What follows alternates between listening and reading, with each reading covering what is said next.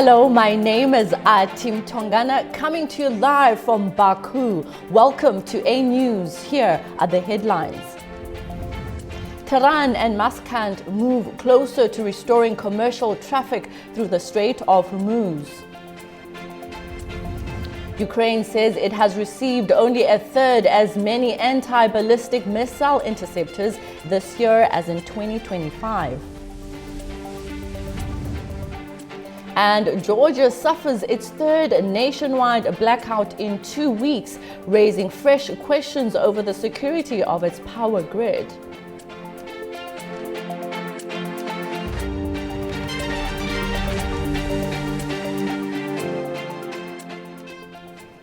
All right, let's start in the Middle East. Iran and Oman say they have agreed in principle on a proposed shipping route through the Strait of Hormuz. The plan could pave the way for commercial traffic to resume through the vital energy corridor. Iran says it's reached an agreement in principle with Oman on a proposed shipping route through the Strait of Hormuz.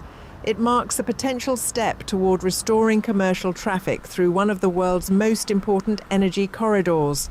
Foreign Ministry spokesperson Esmail Baghaei said Tehran and Muscat have agreed on the route's geographical coordinates and are finalizing a joint statement covering technical, legal, security and environmental aspects. A senior Iranian diplomat said the two sides reached preliminary agreement on nearly all key issues, including entry and exit routes, after more than 3 weeks of consultations. Under the proposal, the current temporary northern and southern shipping lanes would be replaced by a single route through Iran's territorial waters for 2 to 4 months, while talks continue on a long-term arrangement. Baghaei, however, said the agreement alone would not guarantee safe navigation, claiming that US military activity and the naval blockade of Iranian ports remain security concerns.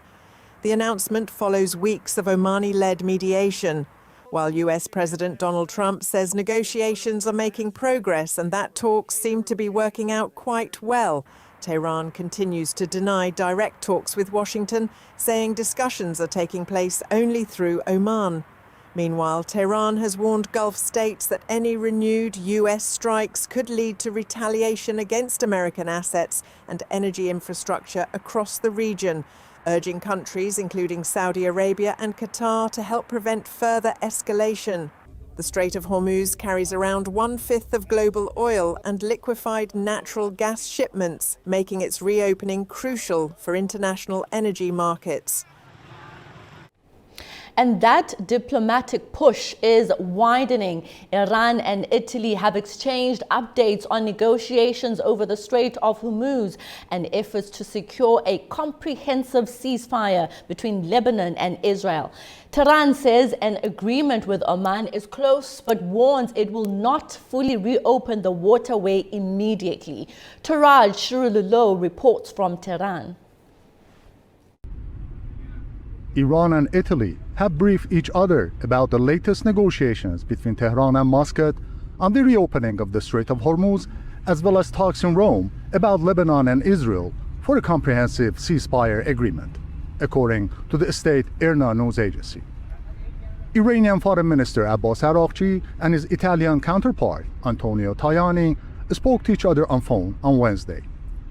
A foreign ministry press release said that the two top diplomats said they supported diplomatic efforts to reduce tensions. Meantime, Deputy Foreign Minister for Legal Affairs Kazem Gharibabadi said that Iran and Oman are near to finalizing a deal on new shipping arrangements at the Strait of Hormuz. However, he stressed that the agreement would not lead to an immediate or complete reopening of the strategic waterway connecting the Persian Gulf and the Sea of Oman.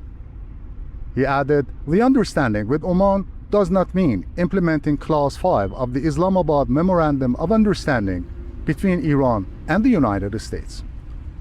Also, in another related development, a spokesman for the National Security and Foreign Policy Commission of the Parliament, Hassan Qashqavi, stressed that the situation in the strait will not return to pre-war conditions. The lawmaker was quoted by the Parliament news agency as saying that Iran will not accept the US-imposed Sovereign Corridor because it fails to ensure Iran's national interests. Amid renewed hopes of de-escalation, Foreign Ministry spokesman Esmail Baqai said that neither Foreign Minister Araghchi nor Parliament Speaker Mohammad Baqir Ghalibaf are scheduled to visit Pakistan or Qatar for mediated talks with the US. Turaj Shiralilu from Tehran for A News. Tehran is also making a startling accusation. Iran's president has accused the United States and Israel of plotting a rapid takeover of the country. Masoud Pezeshkian claims they plan to seize control within 48 hours. Speaking in a national address, Iranian president accused Washington and Tel Aviv of seeking to weaken Iran and create divisions. He said that despite recent challenges, Iran remains a strong and respected country. The remarks come as Tehran and Washington continue discussions over the future of the Strait of Hormuz. And amid those tensions, Washington and London are turning to the shipping crisis. The US and UK have discussed reopening the Strait of Hormuz, with Britain's new Foreign Secretary Ed Miliband calling it essential. Nick Harper reports from Washington. The US and UK's top diplomats grappled with weighty issues. Marco Rubio and Ed Miliband have met before, but this was the first time with Miliband in the Foreign Secretary role. This is also his first overseas trip in that new position, after he was appointed to the cabinet role by the new UK Labour Prime Minister Andy Burnham. Iran, Gaza, Ukraine, all topics on the discussion list. On Iran, Miliband said that reopening the Strait of Hormuz is essential to bring down global energy costs. On Ukraine, under President Donald Trump, the US has wavered in its support of Kyiv. The UK's position is that support for Ukraine is vital to help uphold security for both Europe and the United States. But as well as dealing with those issues, Miliband had to mend difficult personal relations with the US, undertaking something of a diplomatic repair job following criticism he made of Trump as far back as 2016. He was reminded of that criticism while in Washington. When the two men briefly appeared before the media, one reporter asked if Miliband would apologise for his previous comments in which he called President Trump an idiot, a racist and a misogynist. Miliband and Rubio ignored the question, while the UK Foreign Secretary instead said that they were looking forward to their meeting. The White House, though, had reportedly signalled its concern about Miliband's appointment, considering his previous criticism of the US leader. Miliband, in his previous role as UK Energy Secretary, was a proponent of climate change initiatives, including building more wind farms. But that's something that Donald Trump is vehemently against, this week saying any country with a windmill is a loser. Nick Harper for A News in Washington, D.C. And the cost of the disruption is spreading beyond the Gulf. Restrictions in the Strait of Hormuz are putting growing pressure on global trade. The International Trade Center warns the disruption could eventually drive up food prices.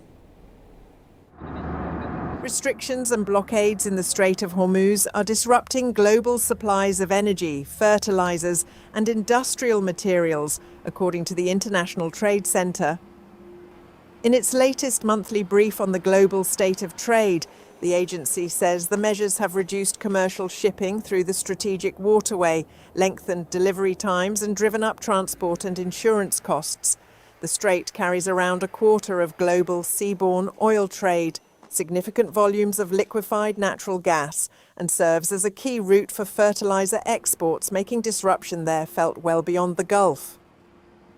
The ITC says the fertilizer trade is among the sectors most exposed. Industries reliant on raw materials and exports from the Middle East are facing mounting pressure, raising concerns that higher costs could eventually affect agricultural production and food prices. Trade data for April showed export volumes fell across all 12 strategic products examined in the report, including a 95% drop in liquefied natural gas and an 83% decline in urea. The agency says businesses have responded by rerouting shipments and turning to alternative suppliers, helping the global trading system remain resilient so far. But it warns rerouting is lengthening delivery times, increasing costs and creating congestion at alternative ports and transit routes. The ITC says uncertainty for global trade and economic growth will deepen for as long as the disruption persists. And the threat to regional shipping is widening. Yemen's Houthi group says it struck a Saudi oil tanker with a ballistic missile in the Gulf of Aden. The claim comes hours after it reported a separate attack on another Saudi vessel in the northern Red Sea. The Iran-backed group said the vessel was forced to turn back and described the strike as part of its self-declared maritime blockade against Saudi Arabia. The Houthis say they'll continue targeting Saudi-linked shipping until what they call a blockade on Houthi-controlled areas of Yemen is lifted. The claims come as tensions between the Houthis and Saudi Arabia continue to increase. Sorry?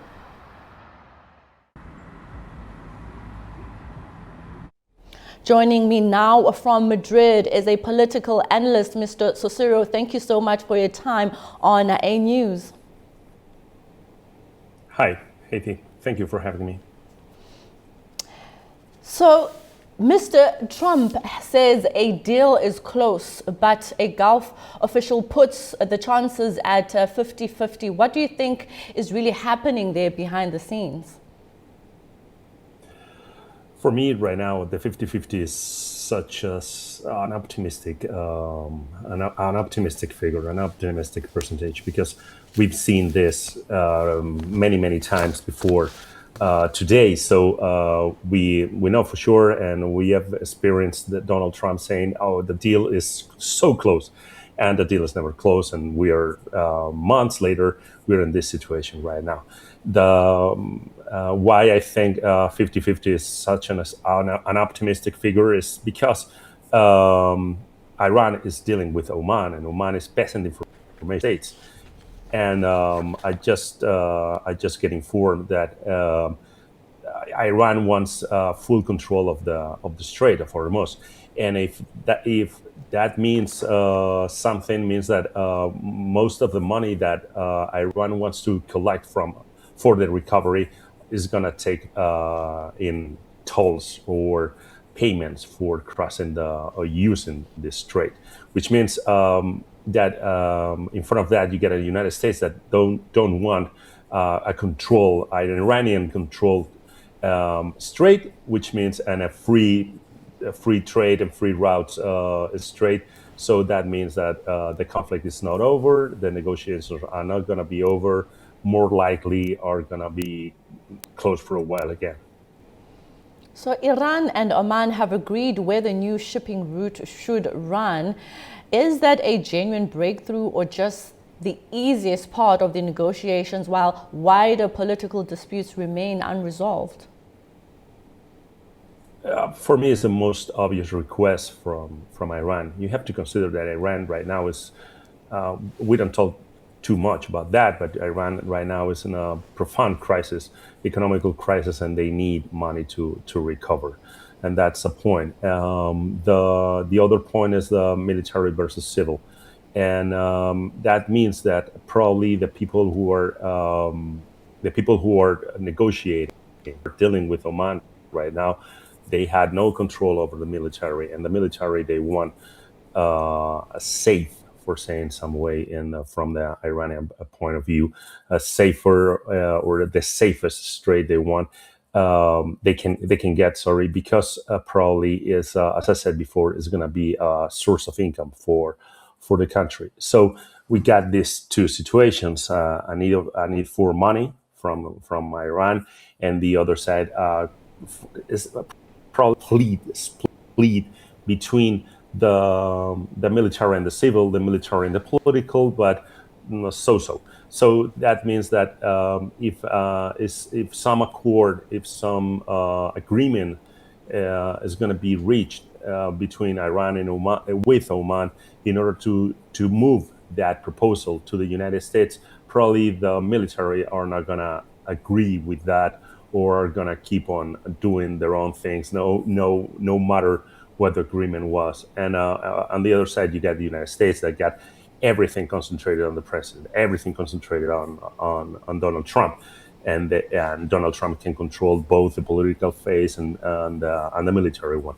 So the situation is completely unbalanced. It's completely asymmetrical. So as I said before, let's take these things with patience, because it's not the first time we are in this situation, and probably it's not going to be the last one. Tehran says this would not fully mean reopening the strait. So what exactly is Iran offering here? Probably, as I said before, probably a full control of the strait. And that means that no menace, no challenge, no other navies, other ships, other Air Force try to control the strait, which means that they want a free, not a free route, which is what we had before the conflict, not a free route in the strait, but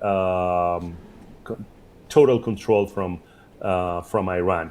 And we have to add to that situation, we have to add the Houthis are controlling Bab el-Mandeb Strait, which means that probably Iran as the main master, and the Houthis as their proxy are controlling two of the most important oil and trade routes in the world. And I don't think that situation are gonna keep most of the other countries cool in a complete chill status. So that control is, as I said, that control probably with tolls and probably with tariffs will mean income for Iran, a very neat income if they want to recover the country and reconstruct the country. Before I let you go, let me get your thoughts on Iran's argument, Mr. Cosero. Can Washington demand freedom of navigation while also maintaining military pressure and restrictions on Iranian ports? It's a very good question, and probably one of the first answers I can give is the depiction you have done. Formulating the question reveals the complexity of the situation, and we have to compare that with the previous situation to the February war start, which means that in that moment the strait was completely free to navigate, and the strait was completely free to be used. And right now is some sort of very important, very critical piece of land, but a very important geographical piece of an area, because right now is the only, probably the most important, if not the only place of pressure, a point of pressure for Iran in order to maintain some sort of, if you want to say that, dignity and relevance in the world. This situation is not, as I said before, this situation is not going to be over with this. I think it's not going to be over with this talks, and we are just facing a complete new. We are just in the middle of a very new situation in which whatever was normal maybe 8 months ago has to adapt in a new normality in this very moment. So as I said, the strait is the only point of pressure for Iran in order to maintain some sort of dignity and relevance in front of the world, and they're not gonna misuse it. Mr. Enrique Cosero, thank you so much for your time on A News. Thank you for inviting me. Over in Lebanon, talks in Rome have failed to prevent another escalation. Renewed Israeli strikes in southern Lebanon are testing efforts to secure a lasting ceasefire. Israel says it acted after Hezbollah violation, while Lebanese authorities report 1 person killed and 12 wounded. Ongoing diplomatic efforts between Israel and Lebanon gave way to renewed military action on Wednesday after Israel launched targeted strikes in southern Lebanon. Tel Aviv says they were in response to what it described as a Hezbollah violation. Authorities confirm 2 Israeli soldiers were killed. The Lebanese Health Ministry says 1 person died and 12 others wounded in the attack in the southern town of Tibnin. Before the operation, the Israeli military issued its first online evacuation warning in more than a month, telling residents of the village of Mansouri, about 25 kilometers from Tibnin, to leave. It said it would act against the Iran-backed group in the area. Video from social media showed plumes of smoke rising over Mansouri after the strikes. Reuters verified the location using satellite imagery and topographical features, while NASA detected thermal activity in the area on the day of the operation. The strikes came a day after the latest round of US-facilitated talks in Rome, where technical delegations from Israel and Lebanon resumed discussions aimed at advancing security arrangements along their border. The United Nations says the evacuation order for Mansouri is the first displacement order issued by the Israeli military since the latest ceasefire announcement on the 19th of June. This new order comes as displaced families have been cautiously making their way back to their homes in southern Lebanon in recent weeks, underscoring how fragile the situation remains and the uncertainty that people continue to face. Hostilities continue to affect civilians in southern Lebanon. According to the United Nations, around 1,500 people were living in the village at the end of July. It says families who had only recently begun returning home now face renewed uncertainty as shelling, demolition operations and other military activity continue to damage homes, farmland and civilian infrastructure. All right, after the break, we take a look at deadly Russian strikes on eastern Ukraine. Stay tuned.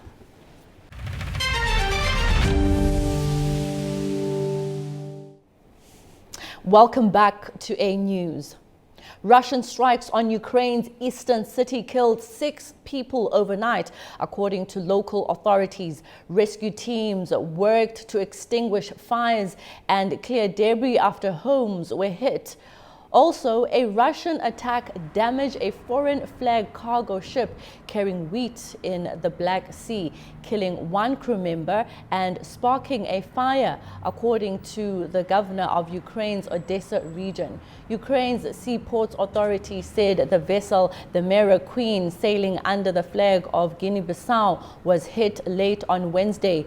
Meanwhile, Ukraine forces struck 2 oil refineries deep inside Russia. President Volodymyr Zelensky said without proving further details.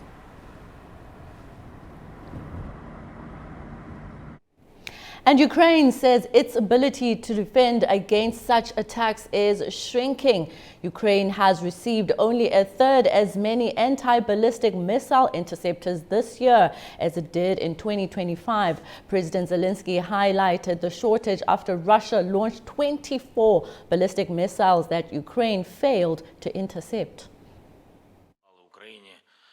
Ukraine received only a third of anti-ballistic missile interceptors in 2026, as it did in 2025, according to President Volodymyr Zelensky on Wednesday. The scale of the shortage was underlined the same day, when Ukraine failed to intercept 24 ballistic missiles launched by Russia. Since the beginning of 2026, Ukraine started receiving about, and it's important that Anatoly Mykolaievich is here, he will confirm this, the head of the Air Force, Ukraine started receiving just a third of the anti-ballistic missiles. During a Wednesday meeting with Britain's Defence Secretary Wes Streeting in Kyiv, Zelensky warned that Moscow was likely to expand its ballistic missile production. That they don't want to stop, And I think that they want to continue and to, increase escalation, yes, using the ballistic missiles. And we have our estimation, I want to share with you, we have an estimation that they will increase the production of such ballistic missiles.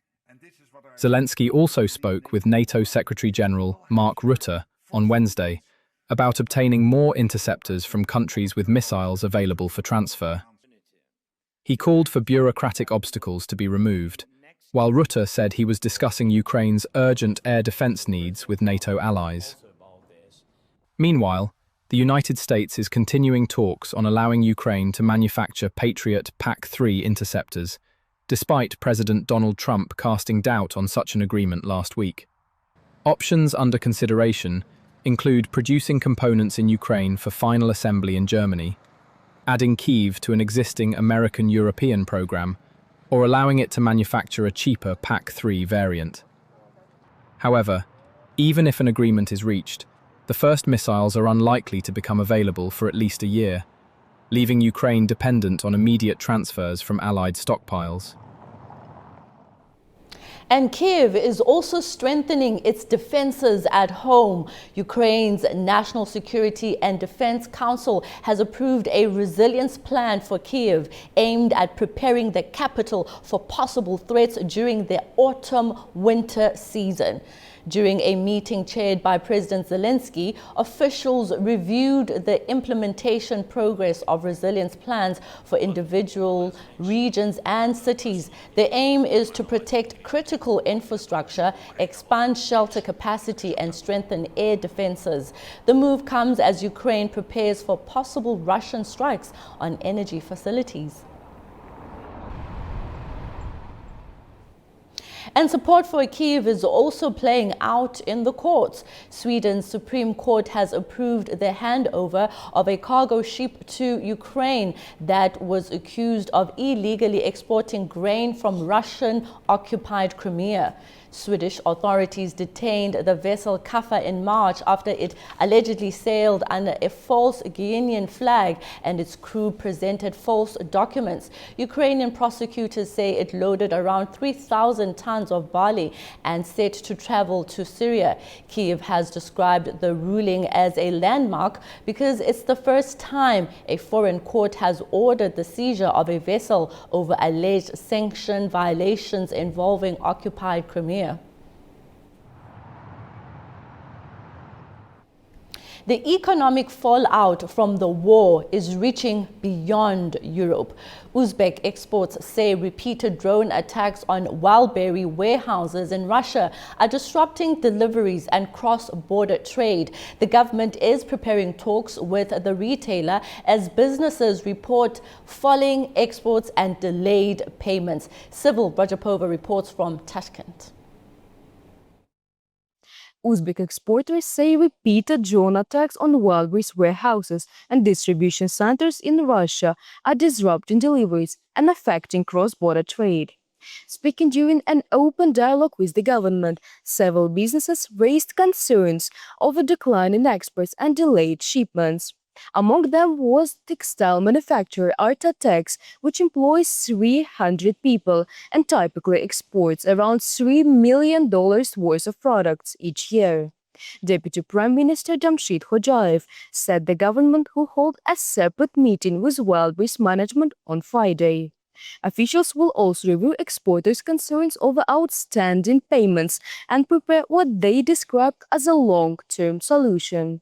According to Reuters, Ukrainian drone strikes have hit at least 20 Wildberries warehouses across Russia since the 18th of July, damaging logistics infrastructure and disrupting operations.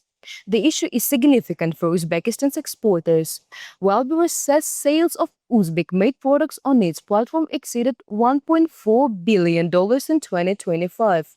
Up from $605 million in 2024 and $418 million in 23, highlighting the marketplace's growing role as a key export channel for Uzbek businesses. Civil Rajab reporting from Tashkent, Uzbekistan A News. The war's growing regional impact is also shaping Azerbaijan's diplomacy. The country's foreign minister, Ceyhun Bayramov, is in Kiev for high-level talks with Ukrainian leaders. His counterpart welcomed him with a special exhibition of Ukrainian-made military drones. Bayramov called the talks highly productive. Azerbaijani top diplomats highlighted the strengthening strategic partnership between Baku and Kiev, emphasizing a renewed focus on expanding cooperation across the energy, economic and transport sectors. He offered condolences to the Azerbaijani citizens who lost their lives in the Black Sea amid the ongoing conflict.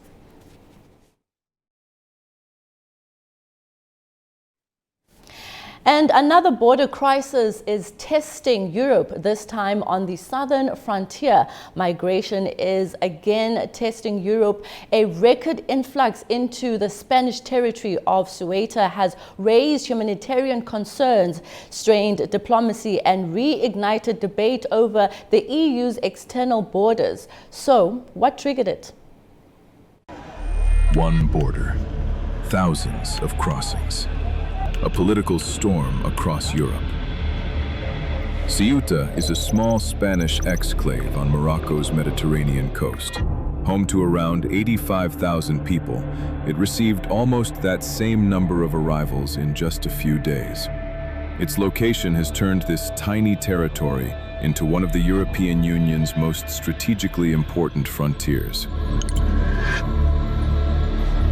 In late July, around 72,000 people entered Ceuta from Morocco, the territory's largest mass crossing since 2021. Many swam around Tarajal Beach, while others climbed the border barriers, overwhelming reception facilities and security forces.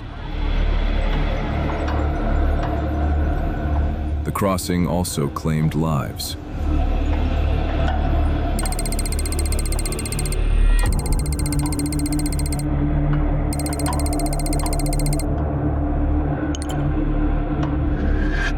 Ceuta, along with neighboring Melilla, is Spain's gateway into North Africa. As Spanish territory, both cities form the European Union's only land frontier with the African continent. Their status remains contested. Morocco says it's their territory. Spain says they have belonged to Spain for centuries, are not recognized by the United Nations as occupied territories. To describe what happened yesterday as an attack, a violation of Spain's territorial integrity. Ceuta is a Spanish city, and what happened yesterday deserves our strongest reproach and our firmest condemnation. No single factor explains the sudden influx. Spanish officials point first to a Supreme Court ruling issued in June. Under that decision, people arriving by sea cannot be returned immediately. Instead, every case must undergo an individual legal assessment. But authorities say trafficking networks falsely presented the ruling as proof that anyone reaching Ceuta would be allowed to stay. Attention has also focused on Morocco's role. Some analysts argue a movement of this scale would have been difficult without the knowledge of Moroccan security forces. Even so, Madrid has not formally accused Rabat of deliberately facilitating the crossings, and says there's no public evidence.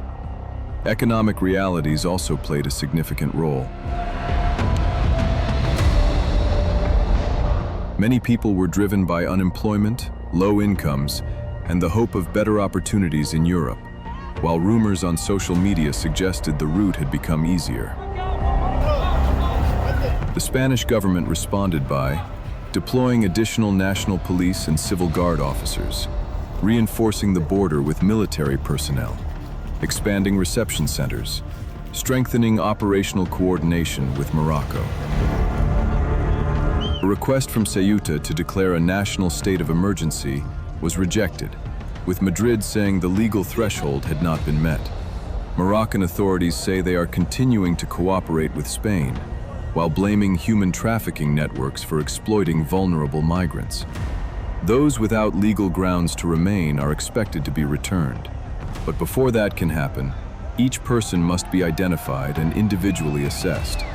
Asylum claims will be examined separately, while unaccompanied minors remain protected under Spanish law.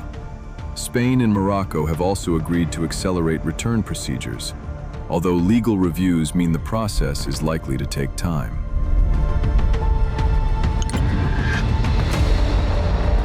The events have reopened long-standing disagreements over how the bloc should manage its external borders. Italy accused Spain of failing to contain the influx.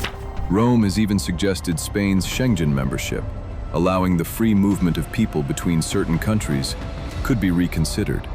Finland backed that position. European Commission President Ursula von der Leyen instead called for faster returns. German Chancellor Friedrich Merz expressed support for Spain, saying effective protection of the EU's external borders is essential to reducing irregular migration. Madrid rejected Italy's criticism, arguing that unilateral measures cannot solve what it describes as a shared European challenge. And Europe's extreme heat is now putting pressure on its energy supply. Slovenia's Krško nuclear plant is reducing electricity generation. The hot weather has lowered water levels needed to cool its reactor. The plant said it will operate at 80% capacity because of the lack of water in the Sava River. It warned that further reductions could follow if conditions worsen. Elsewhere in the region, nuclear power production in Hungary and hydropower generation in Serbia have fallen as water levels along the Danube reach record lows. And Romania has also reduced its energy amidst a drought-induced power crisis. And from nuclear energy to devastating legacy of nuclear war, Japan has marked 81 years since the atomic bombing of Hiroshima. Prime Minister Sanai Takaichi reaffirmed the country's commitment to its nuclear principles. Around 50,000 people from 123 countries and regions gathered at the Peace Memorial Park for a minute's silence at the exact time the bomb dropped in 1945. The mayor urged global leaders to abandon nuclear arms, warning that escalating violence risks repeating the mistakes of the Second World War. Takaichi also pledged to work towards a world free nuclear weapons.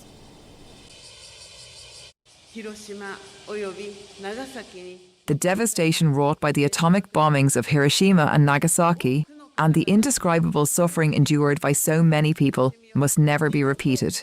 Japan firmly upholds the 3 non-nuclear principles, and as the only nation to have suffered atomic bombings in war, it bears the responsibility of tirelessly pursuing the realization of a world without nuclear weapons.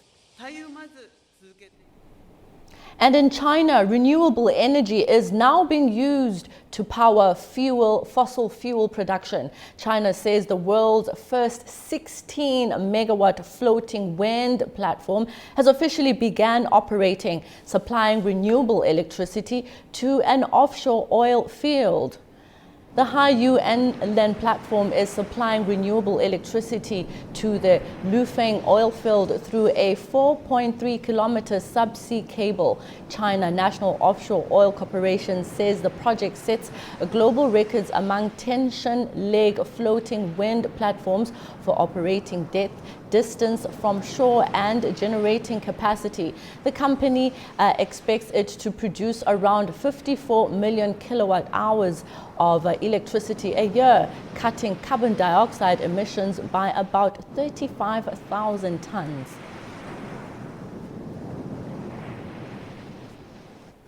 After the break, we examine why an entire country has gone dark 3 times in 2 weeks. Stay tuned.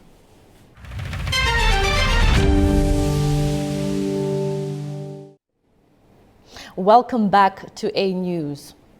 Now, Georgia has suffered its third nationwide blackout in 2 weeks, deepening concerns over the security of its power grid. Officials blame the scheduled testing, but opposition figures and analysts are questioning that explanation as a sabotage investigation remains open. Nini reports. 2 weeks ago, Georgia went completely dark, twice back to back. A sabotage case was opened. An investigation was launched with officials saying it was technical issues.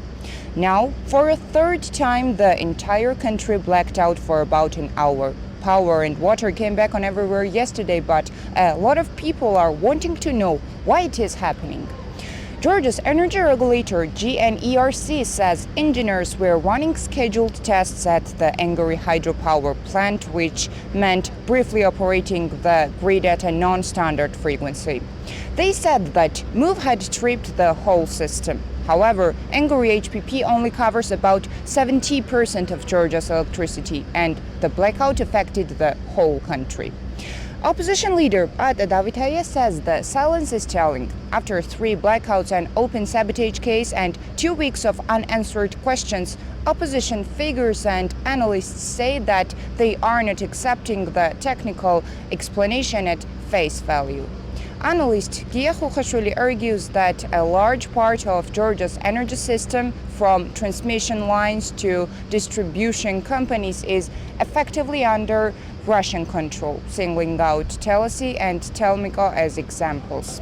He believes that Anguri HPP itself is under indirect Russian influence and that the outage may have originated from a deliberate lockdown, potentially triggered from inside Abkhazia.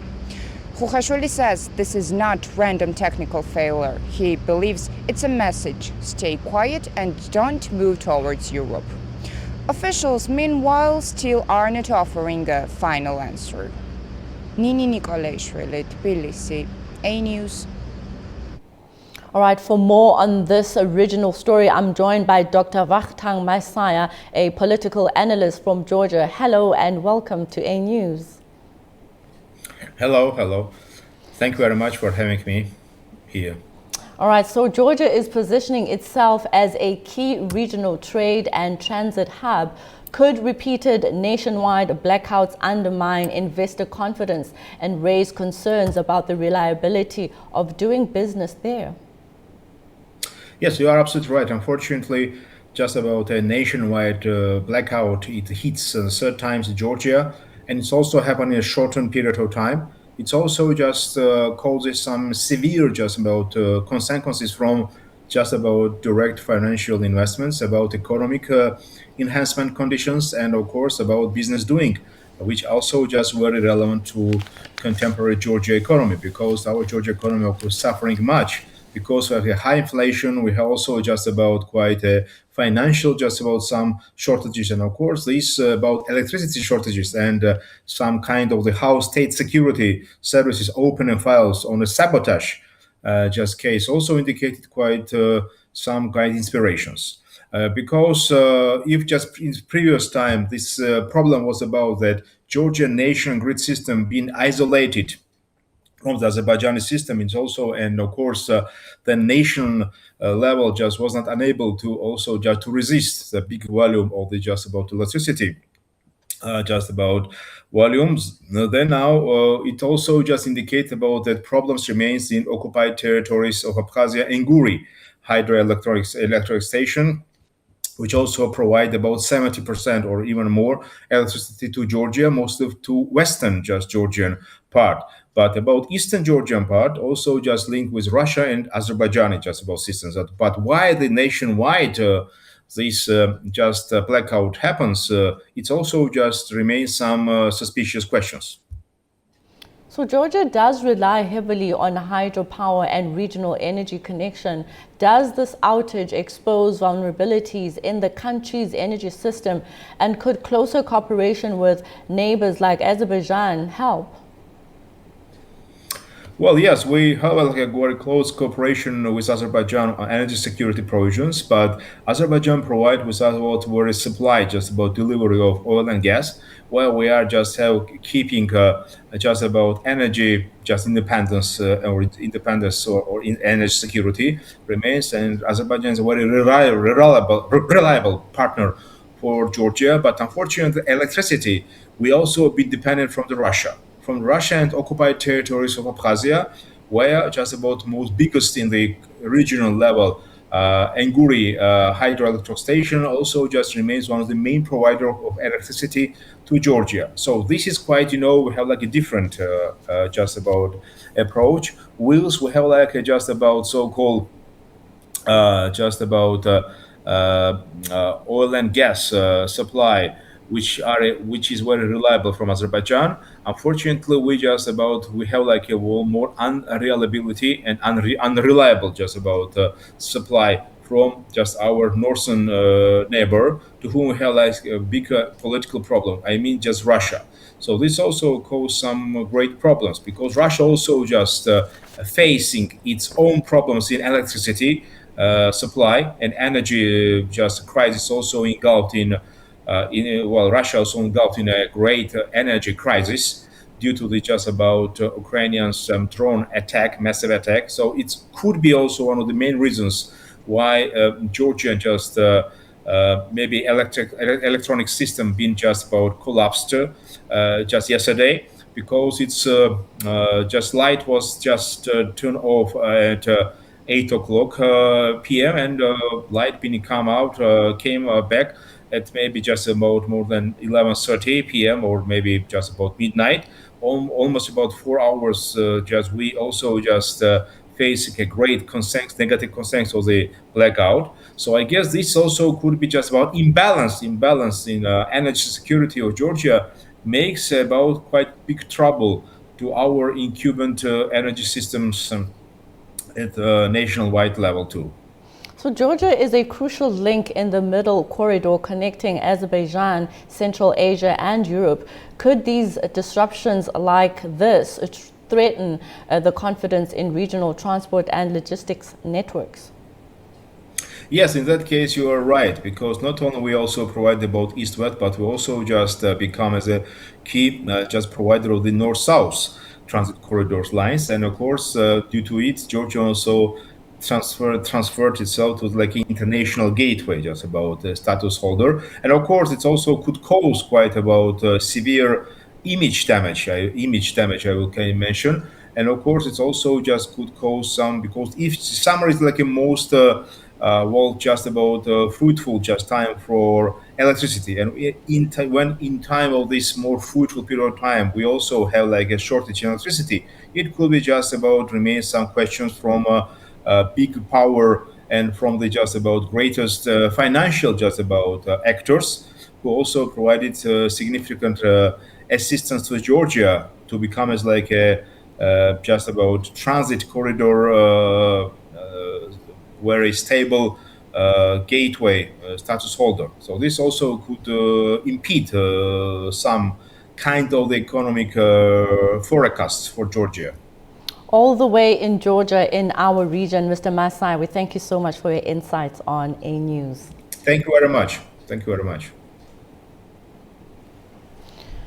All right, and elsewhere in the region now, a decades-old conflict may be moving from the battlefield to parliament. Turkey's governing coalition has submitted legislation aimed at advancing the peace process with the PKK. The bill would offer limited legal relief to some members and returning militants, while excluding those convicted of serious crimes. Adam Morrow reports from Istanbul. Turkey's ruling AK party and its main coalition party, the nationalist MHP, have submitted draft legislation to parliament aimed at advancing a peace process with the Kurdistan Workers' Party, or PKK. If passed, the bill would suspend prison terms for those convicted of PKK membership or of assisting the group in its decades-long armed campaign against the Turkish state.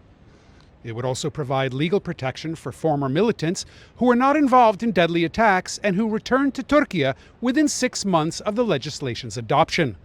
Senior PKK figures convicted of serious crimes, including the group's jailed leader Abdullah Öcalan, would not benefit from the measures according to the proposed law's terms. Under the legislation, Turkey's National Security Council would verify the group's disarmament, while a committee, including the vice president, cabinet ministers, and the head of intelligence, would oversee the disarmament process. The bill is backed by President Recep Tayyip Erdogan's AK party, its nationalist ally, the MHP, and the pro-Kurdish Dem party, giving it enough support to pass a parliamentary vote, possibly later this week. The draft legislation follows Öcalan's public appeal last year for the PKK to lay down its arms and dissolve, a call that the group's Iraq-based leadership later endorsed. The PKK is viewed as a terrorist group by Turkey, the United States, and the European Union, and has waged a violent insurgency against the Turkish state since 1984. According to government estimates and international agencies, the conflict has claimed more than 40,000 lives, both civilian and military, and spilled across Turkey's borders into northern Iraq and neighboring Syria. Supporters of the legislation say it could pave the way for a lasting peace and facilitate the return of former militants from northern Iraq. But according to recent opinion polls, many Turks remain skeptical that the move will succeed in ending one of the region's most protracted conflicts. This is Adam Morrow for A News in Istanbul, Turkey. And from a peace process in parliament to a church-state battle in court, Armenia is facing an unprecedented legal confrontation between the state and the Apostolic Church. The dispute is now heading to the courtroom. The first preliminary hearing of the Catholicos Garajan, the second and six senior clerks is scheduled for Friday. The church leadership faces criminal charges for allegedly refusing to comply with a state court order to reinstate a dismissed bishop. Meanwhile, defense lawyers argue the prosecution is a direct violation of the church's constitutional autonomy.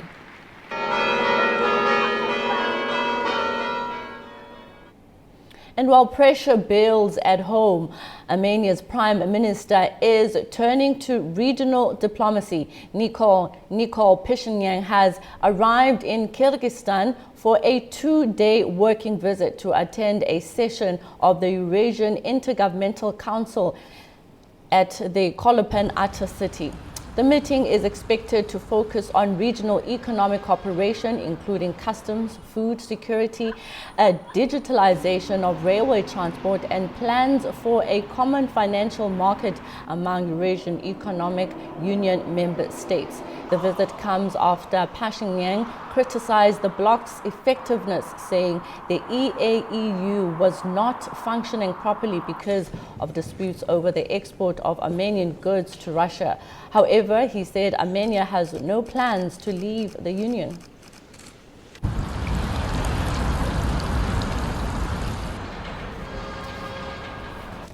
All right, that's the news for this hour. Thank you for joining me, Tim Tongana, and the team behind the scenes. Stay tuned to A News for more updates.